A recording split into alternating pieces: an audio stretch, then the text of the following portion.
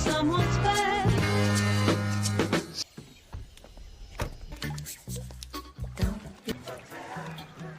Making memories.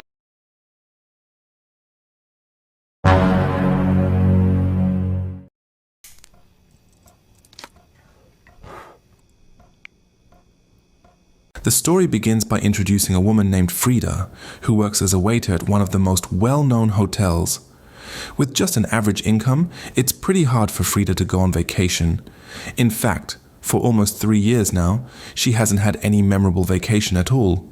To ease her longing for one, Frida often opens social media and looks at people going on vacation, one of them being a billionaire named Slater King, who's famous because of his controversies for often throwing parties, getting drunk, doing drugs, and of course playing around with women. But lately, it's been known that Slater claimed he's changed. He bought a remote island just to isolate himself and live in harmony with nature, in peace of mind. Critics who call your recent philanthropy performative. I don't know how else to say that I'm sorry. Because I am sorry. Coincidentally, the hotel where Frida works gets rented by Slater King for a company party of his new tech business. Frida, accompanied by her close friend named Jess, decides to sneak in as one of the guests, just to enjoy the party. You think you'll remember me? Who could forget you? It's a bit risky, of course, since all the waiters would surely recognize both of their faces. But because of how many guests came, Frida and Jess managed to pull off their disguise perfectly. Since Frida isn't used to wearing high heels, she falls right near Slater King, which accidentally brings her one step closer to her idol. I actually haven't asked your name. Frida. After introducing themselves to each other, Slater introduces Frida to his therapy doctor, where Frida jokingly says, "Please blink twice if I'm in danger right now." Blink twice if I'm in danger. Well, let's not answer that one, right? After drinking, chatting, and being introduced to several important people in his company, Slater King surprisingly invites Frida and Jess to go to his private island, a place far, far away. Somewhere someone be. Somebody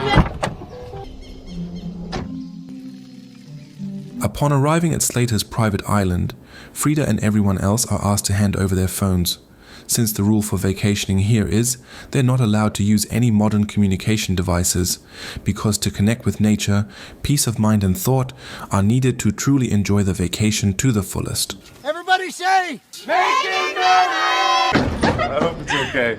This is my favorite one. Besides getting all sorts of free luxury villas that couldn't be found anywhere else, Frida is also given a perfume called Desideria, whose scent lasts more than 24 hours.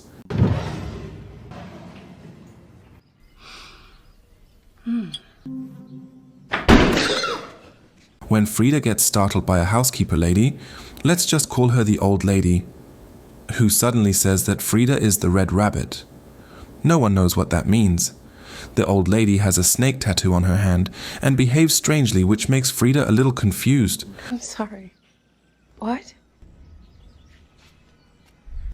Okay. Not only did they get a great room and expensive perfume, Frida and her friends also wear matching outfits. They're treated extremely well. Fancy food, a huge swimming pool. So really, who wouldn't be happy being on such a perfect island? Perfect.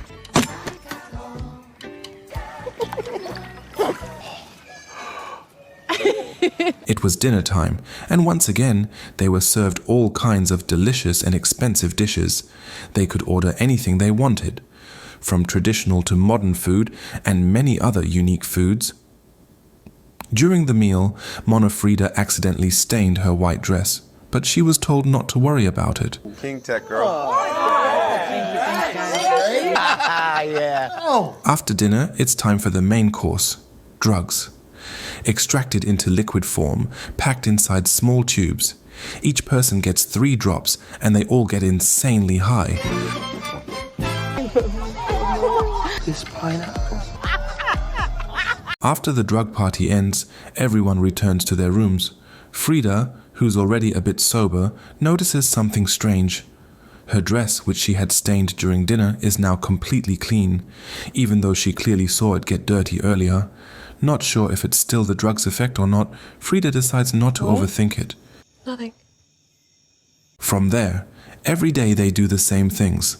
Swimming, drinking, eating fancy food, getting high, sleeping, and indulging in all worldly pleasures, making them forget the outside world.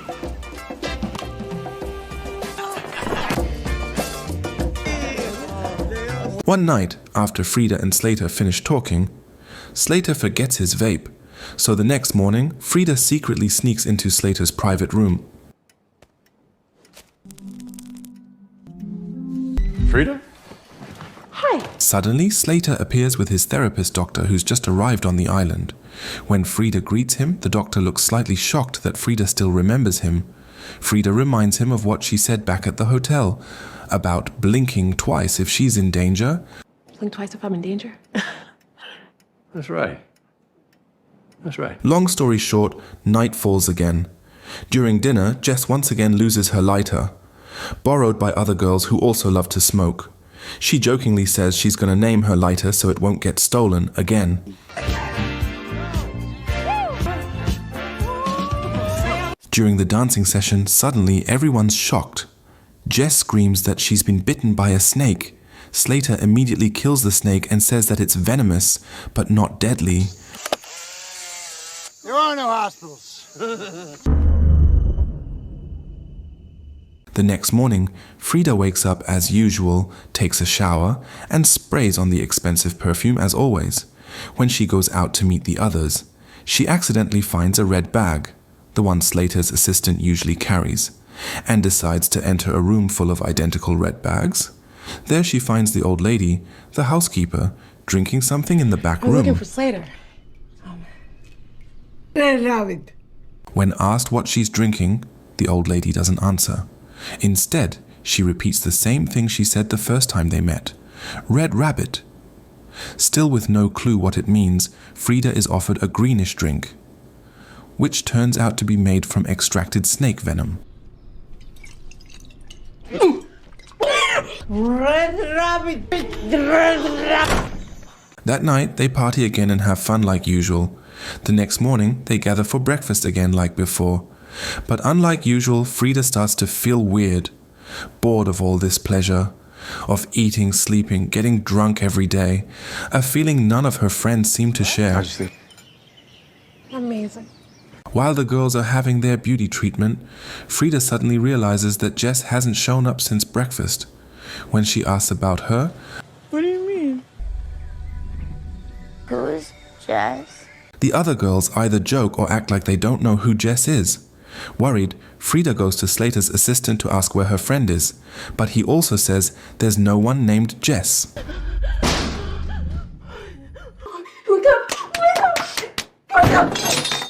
Showing the lighter that Jess had marked, Frida insists she was real.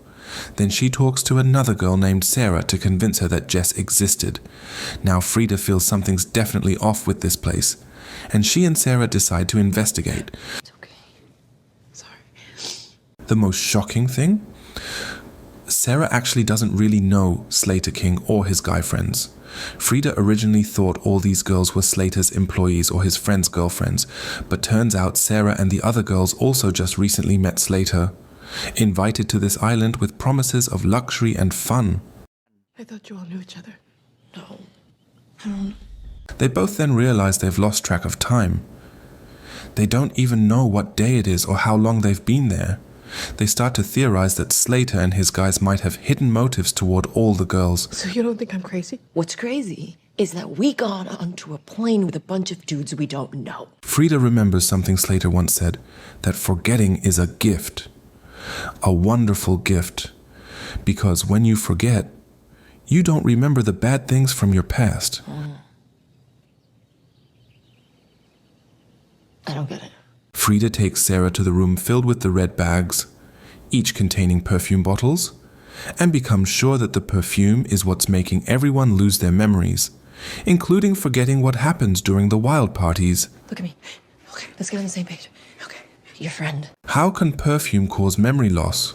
Well, for a billionaire and tech company owner like Slater King, that's probably not impossible. Then Frida recalls the snake venom drink from the old lady, and realizes that maybe that venom is the antidote to the perfume. Yeah. Oh, God. She tells Sarah to drink it too. Now they must pretend everything's normal, while slowly trying to wake the other girls up by mixing the venom into the drinks they usually have. Yeah, what's in these? Snake venom? Slam it, girlfriend. Soon, the assistant shows up and unknowingly drinks it too. The venom's effect will take a few hours. No, wait. Tangy. While others are still busy drinking, Frida goes off to find their phones, hoping they're hidden in Slater's private room. She tells Sarah to keep everyone distracted and to scream as loud as possible if Slater returns from fishing.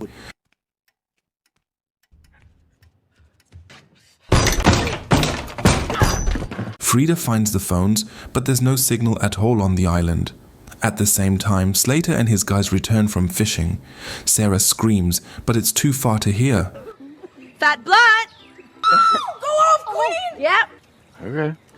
Slater enters the room, so Frida hides under the table. After drinking the venom earlier, Frida suddenly remembers that night when Jess was bitten and realizes that she and the other girls were actually tied up, being assaulted by Slater and his men one by one. Since Jess was bitten and couldn't have her memory erased, Slater had to kill her.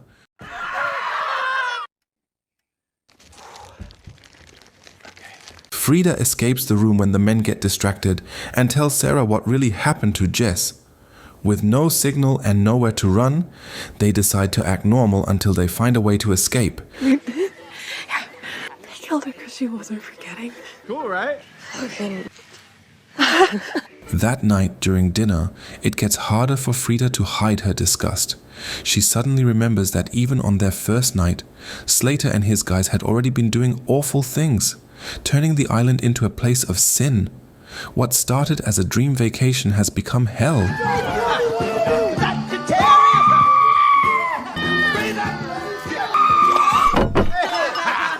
Back at the dining table, it became harder and harder for Frida to hide her expression as she remembered just how vile Slater's behavior was. And the same went for all the guys in this place. Because of Slater, they seemed to start getting suspicious of the two of them. So, Frida and Sarah decided to dance in a teasing way, just to keep Slater and his guards from getting suspicious.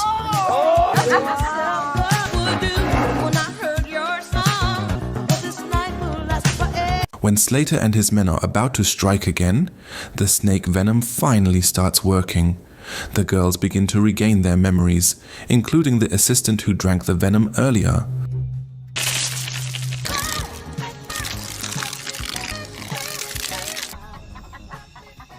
Chaos breaks out. The curly-haired girl stabs a guy and he falls into the pool. The girl with bangs grabs a kitchen knife and chases another man. Same with both of them. Sarah secretly takes a bottle opener she had hidden earlier, and this is what happens. The girl with bangs kills one of the men, but is shot from behind by a guard, who then chases Frida into the backyard.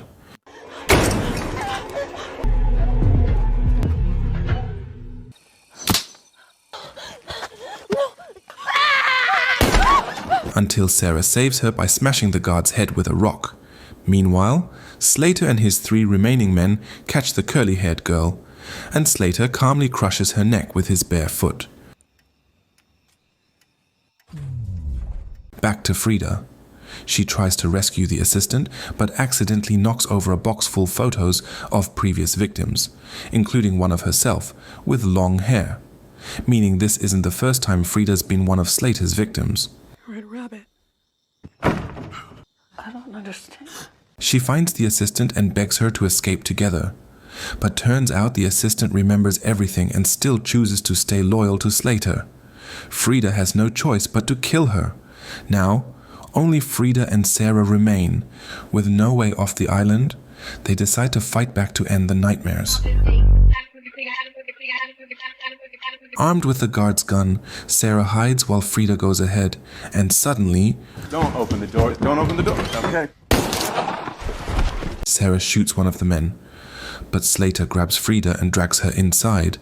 They fight, but Slater overpowers her easily. Then Frida recalls her first time on the island and finally understands that red rabbit meant the red nail art she used to have. She had once been wiped clean of her memories and sent back to her old life, only to end up returning here by fate. Welcome back. Tied up again, Slater admits that he struggles to truly change. He can't resist his desires. The drinking, drugs, women, but still wants to appear as a good man in the public eye. So his only solution was to lure women to this island, use them and then erase their memories with the perfume. I'm sorry! I'm sorry! I'm sorry! Moments later, Sarah fires a shot outside. Now do. Slater goes after her, and Frida secretly uses a glass shard to cut herself free. Instead of running, she quietly picks up a knife and accidentally kicks Slater's vape toward him. With Frida watching right there, Slater was about to finish Sarah off with a knife. But before he did, he took a moment to puff his e-cigarette once, and that's when it happened.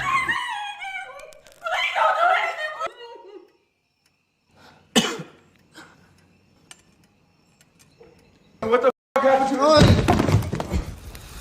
Oh my god. What happened? Yeah. Turns out Frida had secretly poured some perfume liquid into his e-cigarette, which means Slater now completely forgot everything that had happened before. His head accidentally hit the table after he slipped on the curly-haired body.